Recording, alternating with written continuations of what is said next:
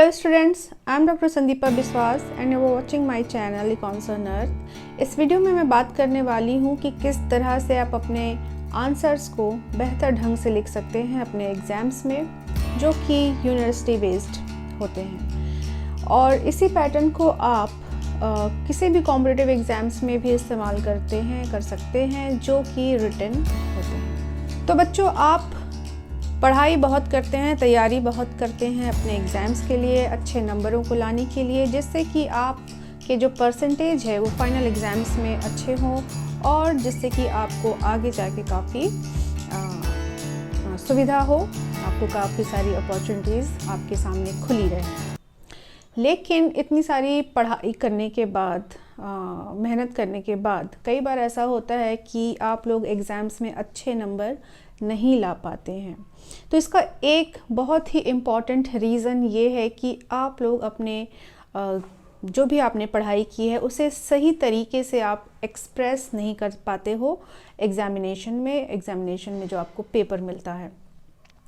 तो जो एग्ज़ामिनर है, जो आपकी कॉपी चेक करेगा, वो तो जानता नहीं है आपको, और ना ही आप कितना जानते हैं ये उसको पता है।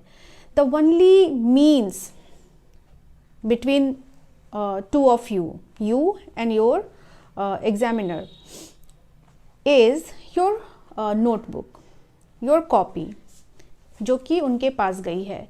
तो यही एक साधन है आपको बताने का कि आपने क्या पढ़ाई की है, आपने कितने ज़्यादा सोर्सेस एक्सेस किए हैं किसी एक टॉपिक को पढ़ने के लिए या फिर उसके आंसर को प्रिपेयर करने के लिए।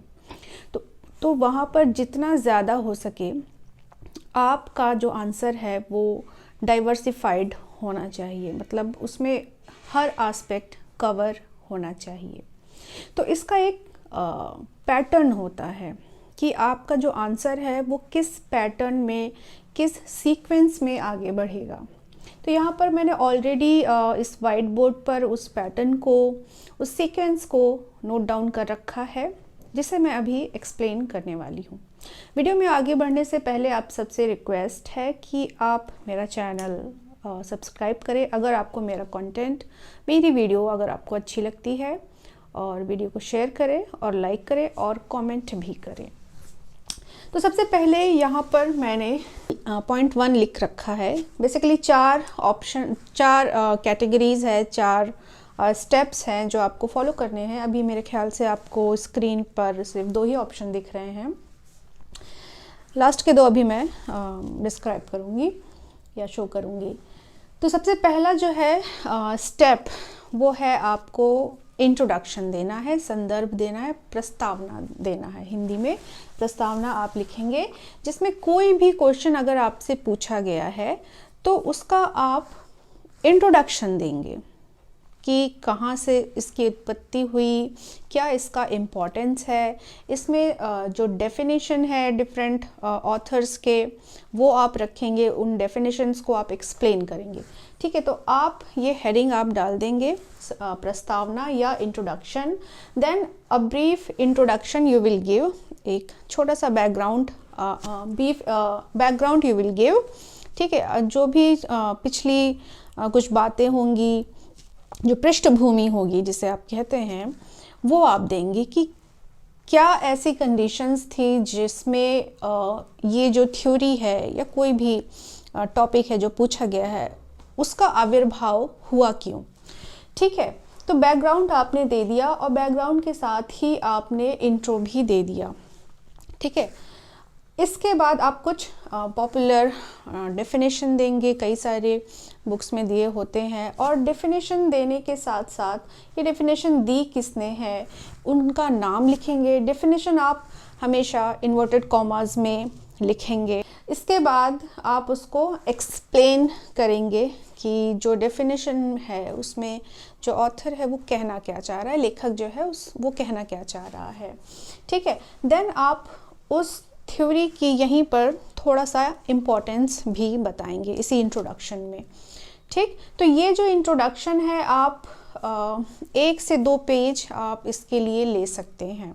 ठीक, कई बारी जो स्टूडेंट्स हैं वो पूछते हैं कि मैम आंसर जो है लॉन्ग आंसर के लिए हमें कितना लंबा लिखना होता है, कितने पेजेस भरने होते हैं, जनरली बच्चे पूछते हैं।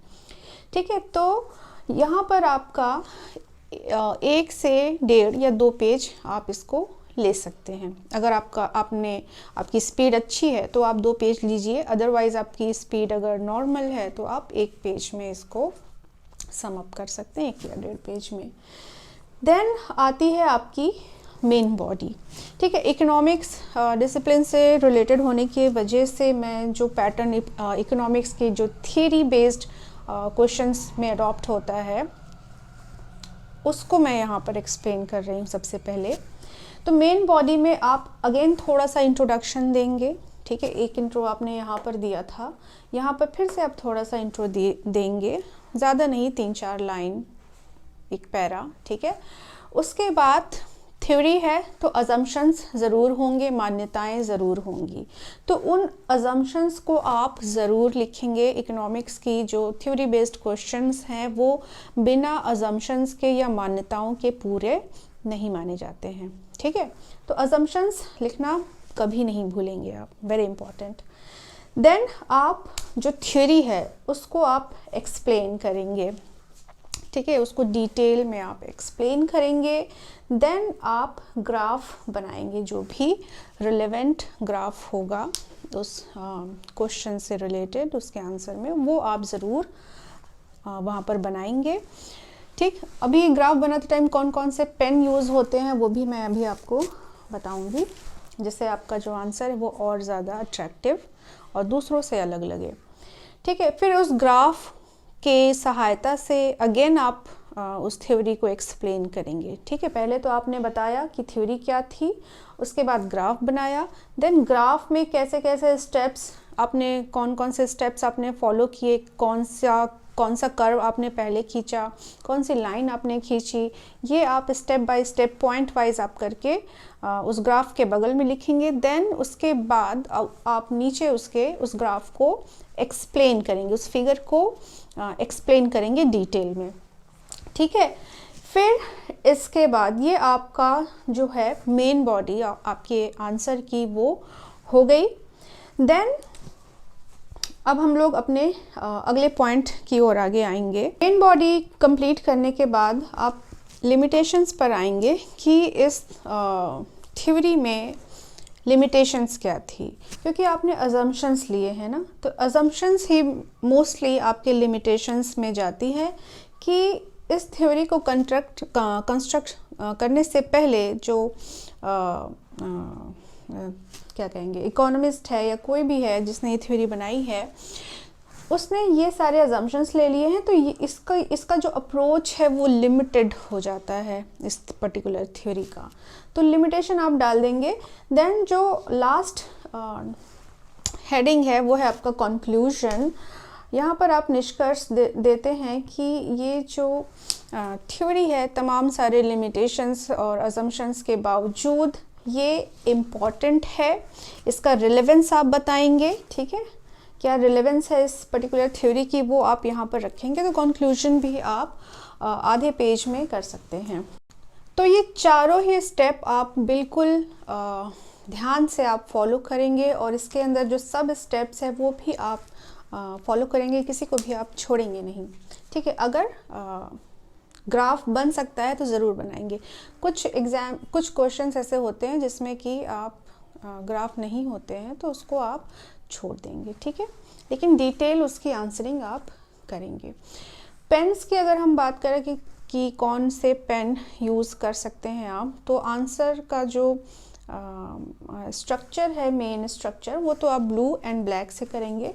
हेडिंग आप ब्लैक से डालें और जो अंदर की चीज़ें हैं वो आप ब्लू से लिखें। ग्राफ के लिए आप purple, blue, black, sky blue, green, ये सारे कलर्स आप यूज़ कर सकते हैं, जिससे कि ग्राफ आपका वो काफ़ी सुंदर लगने लगता है, अच्छा लगने लगता है और आपके एग्जामिनर्स को लगेगा कि आपने कुछ डिफरेंट बनाया है।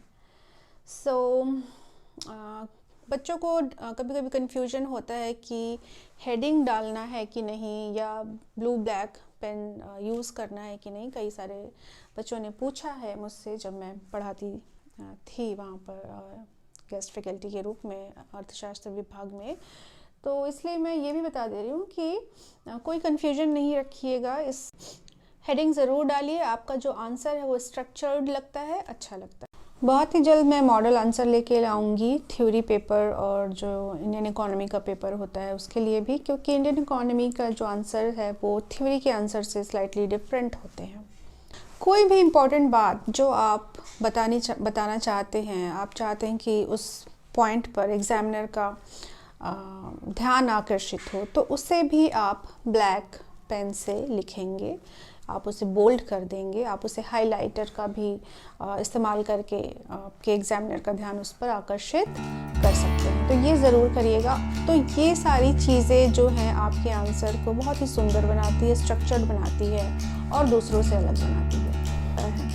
सो आई होप आपको मेरा वीडियो अच्छा लगा होगा, यूज़फुल लगा होगा, और अगर लगा तो ज़रूर मेरे वीडियो को शेयर करिए और मेरा चैनल सब्सक्राइब करिए। Thank you so much.